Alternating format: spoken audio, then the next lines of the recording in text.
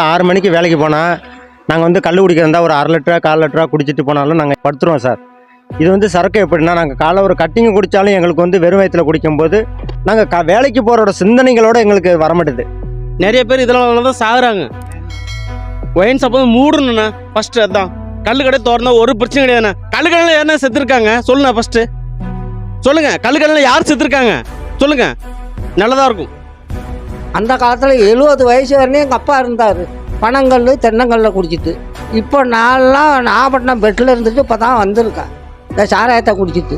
பனங்கல் வந்து எல்லாம் சாப்பிட்டு ஆய்க்கும்னு அந்த காலத்தில் பனங்கல்ல குடிச்சு தென்னங்கல் குடிச்சு குழந்தைக்கு பால் கொடுத்துருக்காங்க.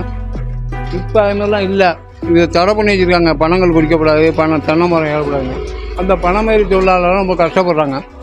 அவங்களுக்கு வாழ்வாதாரம் மேம்படுறதுக்கு இது நல்ல உகந்ததாக இருக்கும். சின்ன இளஞ்சட்டு பசங்க வரைக்கும் இப்போ காலையிலே எல்லாம் சரக்கு சாப்பிட்டு பண்ணுறானு. அது வந்து ரொம்ப இருக்குது. வண்டியிலே போக முடியல. அவனை போகிற போக்கெல்லாம் இந்த காரணம் வந்து மது தான். காரணமே வந்து இந்த டாஸ்மார்க்கு தான். ஐயா, அப்போ அந்த காலத்தில் அப்பா அம்மாலாம் சாப்பிட்ட காலம், இப்போ உள்ள காலம் இந்த சரக்கை சாப்பிட்டுட்டு நாங்கள் சந்தியில் நிற்கிறோம். பெட்டில் தான் இருந்துக்கிட்டு இருக்கோம். அதில் ஒன்றும் குறை இல்லை. ஏதோ பனங்கல் தென்னங்கல் வந்துச்சுன்னா உடம்புக்கு ஆரோக்கியமாக இருக்கும். இதான் இப்போ இந்த மதுவுக்காக அதிக பொருளாதாரத்தை இழக்கிறீங்க. வேலை செய்கிற காசை பாதி இது வந்து ஒயின் ஷாப்லேயே கொடுத்துட்டு போயிடுறீங்களே. இப்போ அதெல்லாம் நிறுத்திட்டு மரங்கள் தென்னங்கன்று கொண்டாடலாம். கொண்டாடலாம். பனங்கல் தென்னங்கல் கொண்டாடலாம். இந்த ஒயின் ஷாப்பை நிப்பாட்டி விட்டு அதை கொண்டுக்கிட்டு வந்தாக்கா உடம்பு ஆரோக்கியமாக இருக்கும். அந்த காலத்தில் 70 வயசு வரையும் எங்கள் அப்பா இருந்தார், பனங்கல் தென்னங்கல்ல குடிச்சிட்டு. இப்போ நான்லாம் நாகப்பட்டினம் பெட்டில் இருந்துட்டு இப்போ தான் வந்திருக்கேன் இந்த சாராயத்தை குடிச்சிட்டு. அதுதான் நன்றி. இந்த கல் தென்னங்கள் பனங்கள் இங்கே வந்து ராமாயண காலத்துலேருந்து தமிழகத்தில் இருக்குது. தமிழகத்தில் அது வந்து ஒவ்வொரு கிராமங்கள்லேயும் வந்து அதை நம்பி வாழக்கூடிய குடும்பத்தார்கள் வந்து 20 குடும்பம் 30 குடும்பம் மேக்சிமம் இருக்கிறாங்க. அவங்களுடைய வாழ்வாதாரம் இதை நம்பி இருக்குது. இப்போ அந்த பனங்கள் தென்னங்களில் வந்து தடை செய்கிறதுனால அவங்களுடைய வாழ்வாதாரம் ரொம்ப பாதிக்கப்படுகிறது. மேலும் இந்த வெளிநாட்டு சரக்குகள் புதிதாக கண்டுபிடிக்கப்பட்ட ரம்மு பிஸ்கி இதெல்லாம் வந்து சிறுவர்களுடைய இதற்கு வந்து அடிமையாகி அவங்களுடைய வாழ்வாதாரத்தை இழக்கிறாங்க. அவங்களுடைய சிறத்தன்மை இழக்கக்கூடிய சூழ்நிலை இதனுடைய மேல்நாட்டு சரக்குகளாக இப்பொழுது உருவாகியிருக்கிறது. இதெல்லாம் தடை செய்து மீண்டும் பழைய கலாச்சாரத்துக்குரிய கல் இதை இறக்கினா இது வந்து உடலுக்கும் நல்லது. அதை நம்பியிருக்கின்ற குடும்பத்திற்கும் இது வந்து நல்ல ஒரு உறுதுணையாக இருக்கும். வாழ்வாதாரத்துக்கு ஒரு உகந்ததாக இருக்கும் என்று தமிழ்நாட்டுடைய பொருளாதாரமும் இதனால் மேம்படுறதுக்கு வாய்ப்பு இருக்குன்னு நினைக்கிறீங்களா? ஆமாம், ஒவ்வொரு கிராமங்கள்லையும் இது வந்து எல்லாரும் குடிக்கலாம், உடலுக்கு நல்லதும் கூட. அதனால் இதனுடைய கலாச்சாரம் அதிகமாகும், இதனுடைய வருமானமும் அதிகமாகும். அந்த குடிக்க அடிமையாகி அந்த மேல்நாட்டு சரக்குகளான இருக்கக்கூடிய இளைஞர்களுடைய எண்ணங்களும் மாறும். இதனால் அதுதான் தடை செய்யணும். இதை வந்து தடை செய்யக்கூடாது, இதை வந்து ஊக்குவிக்கணும். வணக்கம். தடை பண்ணதுனால ஒன்றும் பிரயோஜனம் இல்லைங்க. அதனால் வந்து ஜனங்களுக்கு நல்லது தான். இது கள்ளச்சாராயம் குடித்து நிறையா பேர் உயிர் இழக்கிறாங்க. அது பனைமரத்து பனங்கல் தென்னங்கல் சாப்பிட்டா உடம்புக்கு நல்லது, ஆரோக்கியமாக இருக்கும் உடம்புக்கும். அதனால் பனையேறி தொழிலாளர்கள்லாம் வாழ்வாதாரம் நல்லா மேம்படும். அதனால் வந்து எந்த வித பிரச்சனையும் இருக்காது. அதனால் உயிரிழப்பும் குறையும்.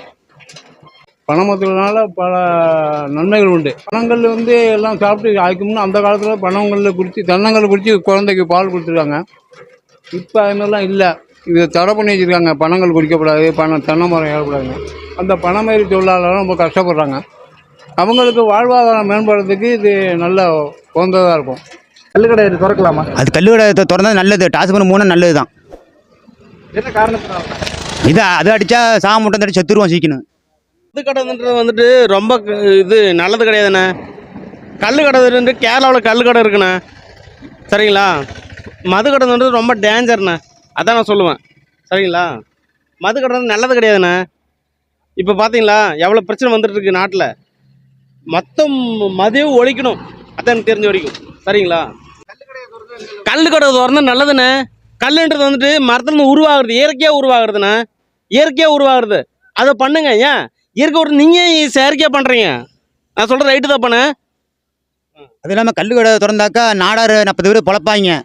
இதில் வந்து இதில் பொழைக்கிறது வாய்ப்பு கிடையாது, சாவதான் வாய்ப்பு. ஆமாண்ணே, என்றைக்குமே வந்துட்டு செயற்கையாக இருக்கக்கூடாது, இயற்கையாக இருக்கணும். எந்த ஒருமே நம்ம மக்கள் வந்துட்டு எதுக்காக உயிர் வாழ்கிறாங்க? பிறப்பு 50 இருக்குது, இறப்பு 100 இருக்குது. நிறைய பேர் இதெல்லாம் தான் சாகுறாங்க. ஒயின் ஷாப் வந்து மூடணுண்ணா ஃபர்ஸ்ட். அதான் கல்லு கடை திறந்தா ஒரு பிரச்சனை கிடையாதுண்ணா. கல்லு கடையில் யாருன்னா செத்துருக்காங்க சொல்லுண்ணா ஃபர்ஸ்ட். சொல்லுங்க, கல்லு கடையில் யார் செத்துருக்காங்க சொல்லுங்க, நல்லதா இருக்கும். அதாவது சரக்கு அடிச்சு அப்படின்னா புடம் போயிடுது. அந்த காலத்தில் இருக்கிறவங்க கல் குடிச்சு நல்லா இருந்தாங்க. இப்போ இல்லையே. வேர்வனத்தை அடித்தா கூட இந்த கல்லோட வரும். இப்போ இந்த வேர்வனத்தை அடித்தா சரக்கு வாடை தான் வருது. அண்ணா இப்போ வந்துட்டு ஒயின் ஷாப் இருக்கிறதுனால வந்துட்டு ஒயின் ஷாப் வந்துட்டு எங்கேருந்து தயாரிக்கிறாங்க என்ன பண்ணுறான்றது மக்களுக்கு தெரியலண்ணா. அதான உண்மை, புரியுதுங்களா? நம்மளுக்கு வந்துட்டு என்னன்றதுனா இப்போ வந்துட்டு ஆந்திராவில் கல் ஷாப் ஓப்பன் பண்ணியிருக்காங்க, கேரளாவில் ஒயின் ஷாப் இது கல் ஷாப் ஓப்பன் பண்ணியிருக்காங்க. அங்கெல்லாம் ஓப்பன் பண்ணும்போது வந்துட்டு நம்ம நாட்டில் ஏன் ஓப்பன் பண்ண கிடையாது? ஒயின் ஷாப்பை மூடிட்டு நமக்கு கல் ஷாப்பை ஓப்பன் பண்ணலாமே, நல்லது தானே?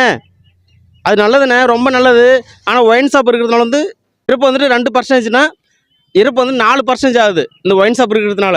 அதனால் என்ன பண்ணணும்னா ஒயின் ஷாப்பை க்ளோஸ் பண்ணிட்டு கல் ஷாப்பை விடலாம். கன்ஃபார்ம் ஒயின் ஷாப்பை மூடணும். அதுதான் என்னோட முடிவு. டாஸ்மார்க்னால தான் முக்கால்வாசி பேர் ரொம்ப உள்ள அதிக பேர் பாதிப்படைகிறாங்க. வேலைக்கு போகிறவங்களும் சரி, வேலைக்கு போகாதமாக இருக்கிறவங்களும் சரி, சின்ன இளஞ்செட்டு பசங்க வரைக்கும் இப்போ காலையிலே எல்லாம் சரக்கு சாப்பிட்டு பண்ணுறானு.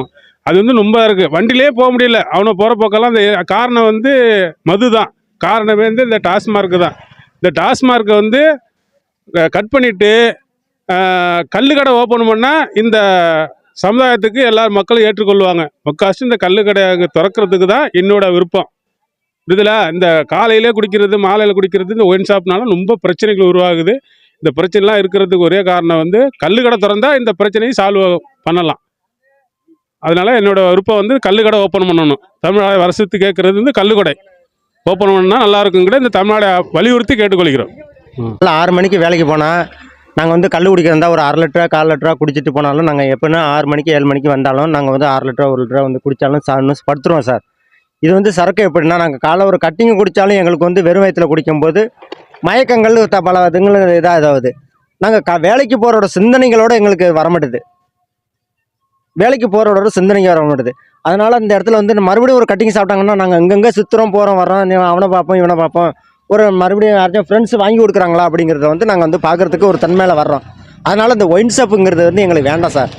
நீங்கள் ஒரு கல்லுக்கடை ஓப்பன் பண்ணிங்கன்னா நாங்கள் காலைல வந்து ஒரு 10 மணிக்கு ஓப்பன் பண்ணாலும் 6 மணிக்கு ஓப்பன் பண்ணாலும் நாங்கள் கல் வந்து குடிக்கிறதுக்கு வந்து 10 பேர், வயசானவங்களோ பெரியவங்களோ சின்னவங்களோ எத்தனை பேரை வந்து வயசானவங்களோ எத்தனை பேரை குடிக்கிறதுக்கு அந்த தன்மையில் வந்து ஒரு 1/2 லிட்டர் கல் குடித்தாலும் அந்த வயிற்றுக்கு நிறைஞ்சு போடும். சோறு திங்கிறதுக்கு கூட இது இருக்காது.